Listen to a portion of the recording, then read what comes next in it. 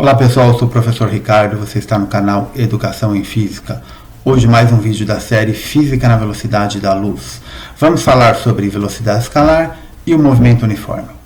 Eu costumo dizer que física sem matemática é filosofia. Está aí o nosso querido Platão, esse é um recorte da obra A Escola de Atenas, do grande pintor renascentista Rafael Sanzio. E quando eu falo que a física é filosofia, de forma alguma eu quero diminuir nem a física, nem a filosofia. Pelo contrário, eu me refiro à beleza das teorias físicas, explicando a natureza, os fenômenos, a interação entre a matéria e a energia. Mas uma das grandes qualidades da física é poder analisar um fenômeno e fazer previsões a respeito dele. Dado uma determinada condição, o que vai acontecer no futuro ou o que aconteceu no passado. E para isso, a gente precisa da matemática. E muitas vezes, uma fórmula simples, ela é elegante e ao mesmo tempo fundamental para a gente entender o mundo que nos rodeia. Como, por exemplo, essa fórmula. Segundo a lei de Newton, força igual massa vezes aceleração. Hoje nós vamos fazer isso na análise do movimento. Associar a beleza da filosofia à utilidade da matemática. Então vamos analisar um tipo especial de movimento, o movimento uniforme. O próprio nome já diz tudo. É movimento, tem variação de posição. Quem que é uniforme? A velocidade. Nós já sabemos que a velocidade é uma grandeza vetorial. No movimento uniforme, o que vai nos interessar é a velocidade escalar. E o que é velocidade escalar? É apenas a intensidade dessa velocidade, mas apenas o módulo, apenas o valor, sem nenhum tipo de sinal. Quer ver um exemplo? O velocímetro do seu carro. O velocímetro informa apenas a velocidade escalar.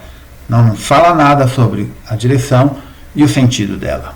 O raciocínio que nós vamos fazer serve para qualquer tipo de trajetória. A gente vai usar uma trajetória retilínea por questões didáticas. Fica mais fácil da gente enxergar a teoria que está envolvida nisso. Vamos lá? Então vamos supor que eu tenho um automóvel se movimentando ao longo dessa trajetória. Vamos supor que o automóvel se movimente ao longo dessa trajetória. Ele está se movimentando a favor da trajetória, parte da posição 5 metros. A uma velocidade de 5 metros por segundo, ele se desloca durante 3 segundos. Onde ele estará? Aqui estão os dados. Saiu da posição 5 metros. Se a cada segundo ele percorre 5 metros, depois de 3 segundos, 15 metros. Dá para fazer até de cabeça. Partiu da posição 5. Depois de 3 segundos ele estará na posição 20. Vamos ver um outro exemplo? Agora esse carro parte da posição 10 metros. Ele se move com a mesma velocidade, 5 metros por segundo, mesma velocidade escalar, porém contra a trajetória. Durante 4 segundos, qual será a sua posição? Então aí está a situação. Ele sai da posição 10 metros, contra a trajetória, e eu digo que é contra a trajetória colocando um sinal de menos aqui no valor escalar da velocidade, durante 4 segundos. Onde ele estará? Dá para fazer de cabeça também. Se a cada segundo ele percorre 5 metros, depois de 4 segundos ele terá percorrido 20 metros, porém contra a trajetória. 5, 10, 15, 20, ele estará na posição menos 10. Será que a gente consegue descobrir uma fórmula matemática para descrever esse tipo de movimento que sirva para qualquer situação? Dá sim, vamos lá? A gente já viu que velocidade média é a variação de posição por intervalo de tempo. Fazendo um ajuste nessa equação, variação de posição é igual a velocidade média vezes o intervalo de tempo decorrido deste movimento.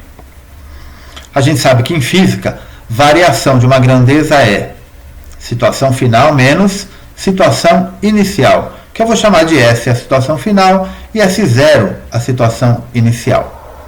S menos S0, então, é igual a velocidade média vezes o intervalo de tempo.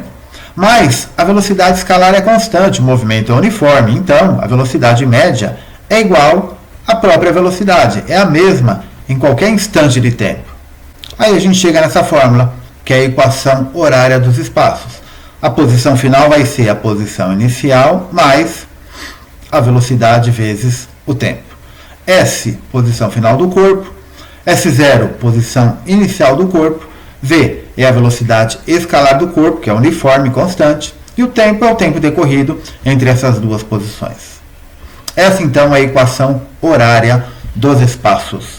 Façam um teste. Peguem os dois exemplos anteriores, joguem nessa equação e vê se a gente chega no mesmo resultado.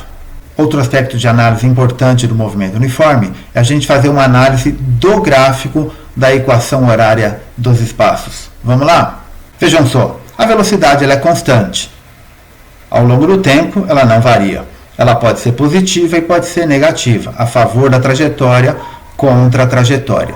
Reparem, se o meu movimento é a favor da trajetória, a minha posição final aumenta em relação à posição inicial.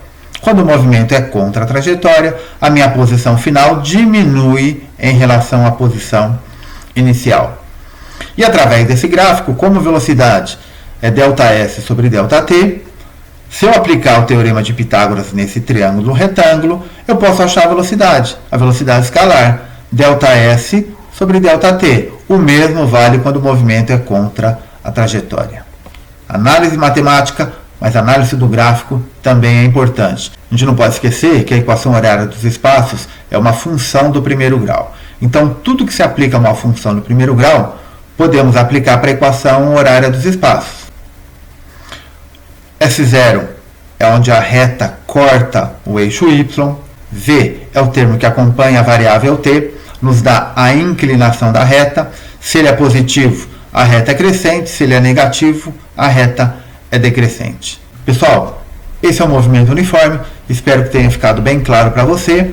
Eu sou o professor Ricardo, você está no canal Educação em Física. Mais um vídeo da série Física na Velocidade da Luz. Aguardo você no próximo vídeo. Até lá!